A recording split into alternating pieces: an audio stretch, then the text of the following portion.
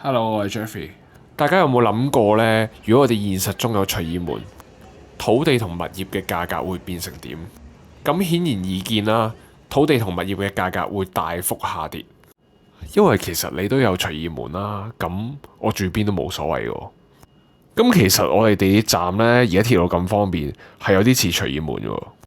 即係我走咗上架地鐵，喂，我香港九龍新界唔再講啦，我實去到啦。咁我轉機鐵，我去機場；我轉高鐵，我去返大陸。其實去邊度都得喎。咁我想問啦，如果鐵路上蓋嘅屋苑，其實咪應該值得一個隨意門要有嘅價錢呢？今日我會帶大家考察何文田站一帶嘅屋苑。咁當中呢，有3個係地鐵上蓋嘅，有3個係離地鐵站遠少少嘅。咁全部都係有34名校網。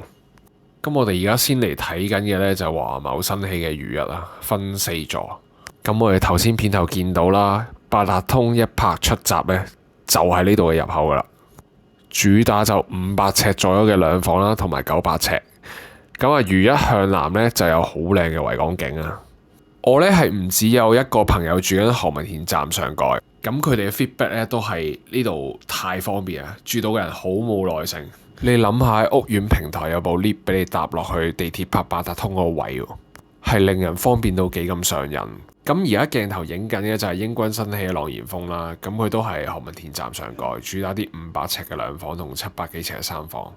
呢度相比如一呢，尺價就平啲，咁佢同埋有4房供應。咁如一嘅分層單位呢，係冇4房供應嘅，咁所以如果你哋係想住到4房嘅話呢，就要揾浪言峰或者隔離天柱嘅單位啦。新鴻基就喺2015年起咗天柱啦，咁佢係何文田站最早期嘅物業嚟嘅，咁以4房為主啊，1500尺以上嘅單位都唔少嘅。咁呢度絕大部分單位都係望遠景啦，一係望球場，一係就望維港。咁啊，加埋新鴻基嘅品牌呢，名氣絕對喺呢個範圍度係無出其右。如果你而家煩惱緊搬新地方嘅問題呢，唔使擔心，每星期都有同你情況一樣嘅朋友揾緊我幫手啊。咁你可以直接打俾我啦， WhatsApp 或者 email 俾我都得。咁我哋一齊睇多啲單位，咁啊一齊互相交換下意見，你一定好快呢揀得到乜嘢單位係最適合你嘅。咁我哋而家穿過何文田附近嘅公園啦，跟住向緊呢個何文田廣場進發。咁何文田廣場就好近公開大學嘅，咁啊佢係一個好街坊、好一應俱全嘅商場。咁基本上所有大型連鎖餐廳啊、supermarket 甚至街市都有。運何文田係2018年會德豐起嘅屋苑啊，呢度位置咧就起正喺公開大學同何文田廣場對面。咁佢係主打啲500同埋700幾尺嘅。咁啊，公開大學啦，而家叫都會大學。咁根據網上資料顯示，學生人數咧有成2萬1個。但係都會大學係冇宿舍嘅喎，於是乎運何文田咧就變咗大學生嘅首選咯。咁我曾經見過6個學生瞓3個碌架床，逼埋同一個單位喎。就係呢班學生哥咧，將呢度嘅兩房嘅租金推到上2萬7。呢個價格其實係直逼中環區嘅租金。如果你想投資單位收租嘅話咧，你一定要留意呢度。咁回應翻我片頭嘅議題啦，近地鐵站嘅物業係方便，不過地鐵站並唔係隨意門，近地鐵唔係一切。我哋自住同埋投資咧係唔需要盲目咁追隨地鐵站。比如我哋而家面前嘅運何文田咁啊，佢唔算好近地鐵，但係佢回報一樣唔會輸蝕俾地鐵站上蓋嘅物業嘅。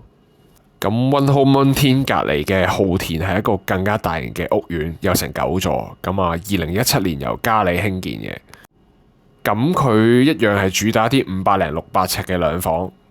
咁另外仲有啲900幾尺嘅3房，同埋接近1500尺嘅4房。咁佢呢度屋苑最大嘅賣點當然係佢園林同埋會所。佢呢度會所設施包括有室內外泳池啦、大型健身室、大量嘅兒童遊樂設施。如果你有小朋友嘅話咧，呢度都好適合你嘅。咁最後帶大家嚟睇呢，就係高銀建設嘅澳文。咁之前呢個盤呢，係揾過周潤發做代言人嘅喎，阿發哥。咁佢屋苑最大嘅賣點呢，就係個設計夠 grand，空間又大，平台大啦，lift lobby 大，單位面積都大。主打係1300尺嘅3房3套啊，望城市景；1200尺嘅3房2套，望獅子山景。咁仲有啲800尺嘅2房套都好實惠嘅。咁而家點解呢度嘅價錢會咁抵呢？係因為本身高銀係財困啊，所以成棟屋苑咧按咗俾基金公司。咁所以而家咧價錢係劈住價嚟賣嘅。咁而家呢度咧就都會大學嘅護理學校門口啦。咁呢棟就係都會大學啦。如果你想睇下何文田一帶嘅屋苑同你啱唔啱 key 嘅話咧，你可以打電話 WhatsApp 或者 email 俾我。